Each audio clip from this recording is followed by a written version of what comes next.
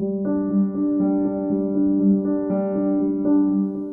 Number 26 जो कि class 11th NCERT chemical bonding से लिया गया है। इस क्वेश्चन में हमसे पूछा गया है कि बोरॉन और नाइट्रोजन के बीच में जो रिएक्शन होती है उसके बाद उनका हाइब्रिडाइजेशन कुछ चेंज होता है या नहीं होता है।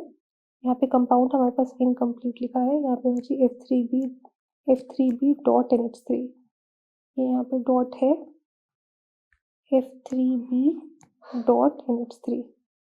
इस डॉट को हम इससे मेंशन कर देते हैं एक बार।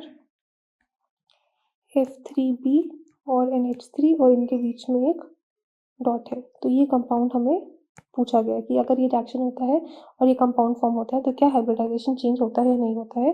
तो अगर हम BF3 का स्ट्रक्चर देखें तो BF3 में बोरॉन का हाइब्रिडाइजेशन होता है sp2, तो ये हो गया इसका हाइब्रिडाइजेशन sp2।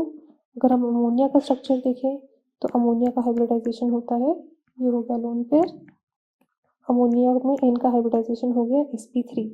अब ये जो कंपाउंड फॉर्म हो जाता है तो आफ्टर द रिएक्शन हमसे पूछा गया है कि क्या हमारा बोरॉन या नाइट्रोजन का हाइब्रिडाइजेशन चेंज होता है कि नहीं। तो बोरॉन का हाइब्रिडाइजेशन चेंज होता है क्योंकि बोरॉन के पास अब क्या आ जाता है, बोरॉन के पास 3 फ्लोरीन तो अटैच्ड थे, ये हो गया एक फ्लोरीन, ये हो गया दूसरा फ्लोरीन। इसको हम इस तरह से लिख लेते हैं एक बार, बोरॉन के पास 3 फ्लोरीन तो अटैच्ड थे। अब क्या हो गया, जब ये रिएक्शन हुई तो नाइट्रोजन के पास जो लोन पेयर है और बोरॉन के पास हमें पता है 6 इलेक्ट्रॉन्स है, उसका वेकेंट ऑर्बिटल है, उसको ऑक्टेट कंप्लीट करने के लिए इलेक्ट्रॉन्स चाहिए और नाइट्रोजन के पास लोन पेयर है। तो नाइट्रोजन क्या करता है, अपने लोन पेयर बोरॉन के वेकेंट ऑर्बिटल में डाल देता है। तो इसको हम कैसे बना सकते हैं, इसको यहाँ पे हम इसके लोन पेयर शो कर देते हैं, ये हो गए नाइट्रोजन के 2 लोन पेयर।